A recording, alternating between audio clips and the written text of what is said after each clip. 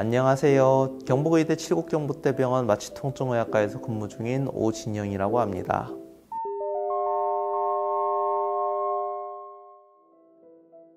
내시경 경막외관 신경성형술은 내시경을 같이 이용하는 경막외관 신경성형술입니다. 경막외관이라고 하는 건 척추 안에 있는 아주 작은 공간입니다. 경막 바깥의 공간이라는 의미인데요. 경막이란 척수신경을 둘러싼 얇은 막을 의미합니다. 경막외관 안에는 척수로부터 몸의 각 부위로 뻗어나가는 신경들, 작은 혈관들과 지방 조직들 같은 여러 조직들이 존재합니다. 무엇보다 신경들이 지나가는 공간이다 보니 이 공간에서 어떤 이유로 인해 염증이나 유착 등의 병변이 생기게 되면 안의 신경들이 자극되거나 압박을 받게 되고 이것이 통증을 유발하는 주요한 요인 중에 하나가 됩니다. 경막외관 신경성형술은 앞서 말씀드렸던 병변 주변에 최대한 가까이 특수하게 제작된 카테터를 위치시켜서 치료하는 시술입니다. 카테터라고 하는 건 몸 안에 들어가는 작은 관을 얘기하는데 신경성형술에서 사용하는 카테터는 끝부분이 좌우로 움직일 수 있는 투스한 형태로 제작되어 방향을 조절하면서 원하는 부위에 그 끝을 위치시켜서 필요한 치료 약물을 주입할 수 있도록 되어 있습니다. 가느다란 관이기 때문에 큰 피부 절개 없이 적당한 굵기를 가진 바늘을 통해서 경막 외곽으로 진입시킬 수가 있습니다. 신경성형술에서는 이런 카테터를 이용하여 물리적으로 병변을 직접 제거하거나 유착 제거제 또는 스테로이드제를 병변 주변에 투여하는 방식으로 치료를 합니다. 내시경적 경막외관 신경성형술은 이 카테터를 통하여 작은 내시경이 들어가서 경막외곽의 상태를 직접 확인하면서 시행하는 경막외곽 신경성형술을 의미합니다. 이 치료의 장점은 무엇보다 앞서 말씀드렸던 염증, 유착 같은 MRI로도 확인하기 어려운 병변을 직접 관찰하면서 필요한 치료를 할 수 있다는 데 있습니다.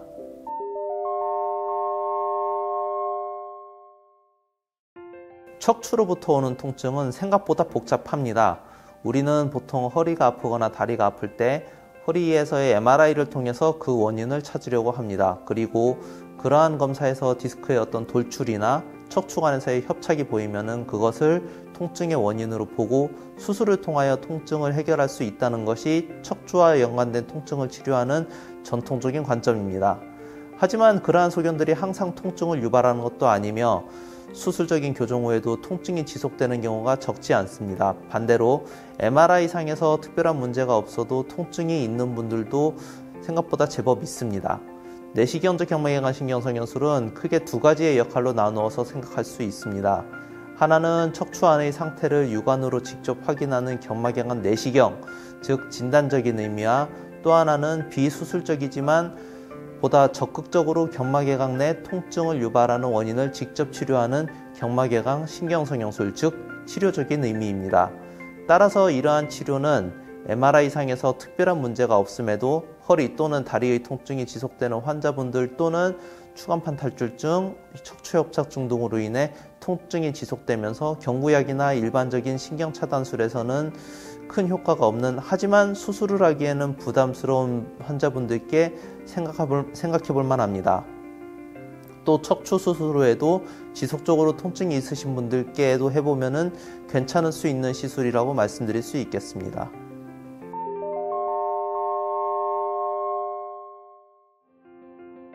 내시경을 이용하지 않는 일반적인 경막외관 신경성형술에서는 보통 C암이라고 부르는 엑스레이를 이용한 영상장치를 이용하여 척추와 카테터의 위치를 확인하면서 조영제가 퍼지는 영상을 확인하면서 시술이 진행됩니다. 이러한 시술로는 통증을 유발할 수 있는 유착 등의 병변에 대하여 추정할 수 있을 뿐 하지만 정확한 상태를 확인하기에는 한계가 있습니다. 내시경적 경막외관 신경성형술은 그러한 병변들을 내시경을 통해 직접 보면서 보다 확실한 치료를 시도해 볼 수 있다는 것이 큰 장점이라고 말씀드릴 수 있겠습니다.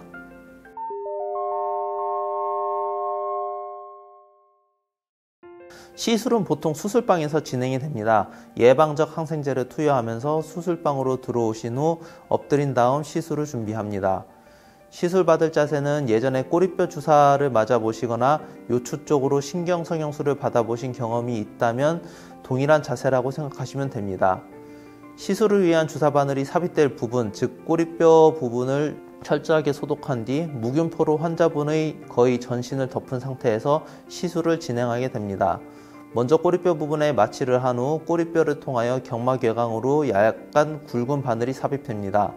그리고 그 바늘을 통로로 해서 내시경이 안에 들어있는 카테터가 경막외곽으로 진입해서 안을 직접 관찰하면서 신경성형술을 시행하게 됩니다.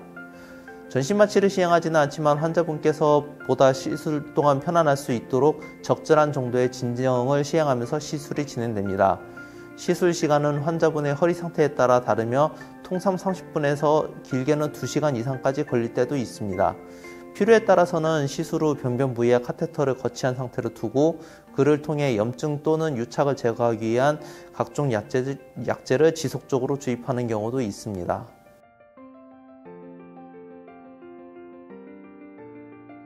시술 후 환자분께서는 일상생활을 그대로 하시면 됩니다. 허리 뒤의 인대나 뼈에 절개가 가해진 것도 아니고 척추의 구조가 변화가 생기는 수술이 아니기 때문에 굳이 일정 기간 동안 침상 안정이 필요하지는 않습니다.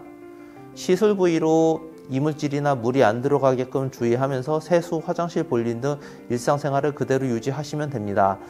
다만 이러한 시술을 받는 분들의 경우에는 대부분 허리가 좋지 않은 상태이기 때문에 허리에 무리가 가는 과도한 움직임 및 무거운 물건을 드는 행위 등은 당연히 피하는 것이 좋습니다.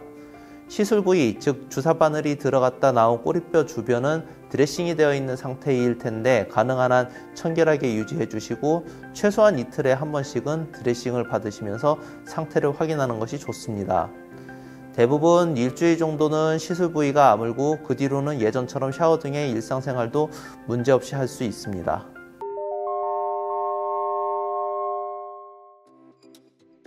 내시경적 경막외곽 신경성형술의 부작용은 다른 일반적인 신경성형술의 부작용과 거의 동일합니다.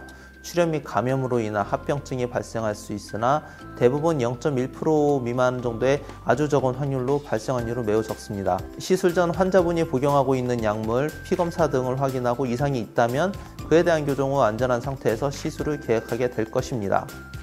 간혹 일부의 환자분들은 카테터의 진입 통로가 될 바늘이 통과해야 될 꼬리뼈 틈새가 매우 좁아서 시술 자체가 어려울 수는 있습니다.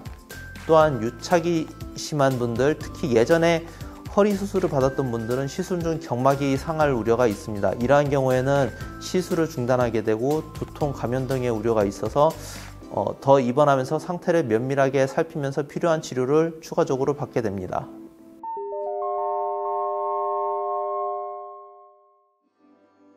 나이가 들면서 허리가 아파지는 것에 대해서는 아직까지 정답은 없는 것 같습니다. 흔히 최종 단계라고 생각할 수 있는 수술은 수술을 받는 그 자체의 부담뿐만이 아니라 수술로 인해서 허리의 퇴행성 변화가 가속화되면서 수술 그 자체가 다른 통증을 유발하는 단초가 될 수 있습니다.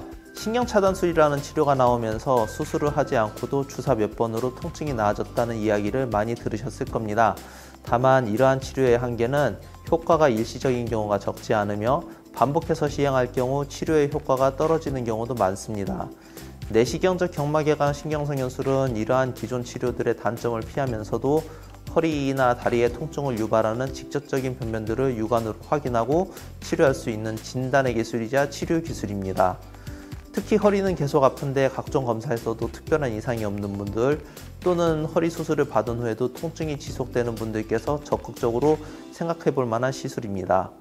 그리고 무엇보다도 허리에 부담을 주지 않는 올바른 생활 습관과 자세가 다른 어떤 치료들보다도 중요하다는 것을 꼭 명심하셨으면 좋겠습니다.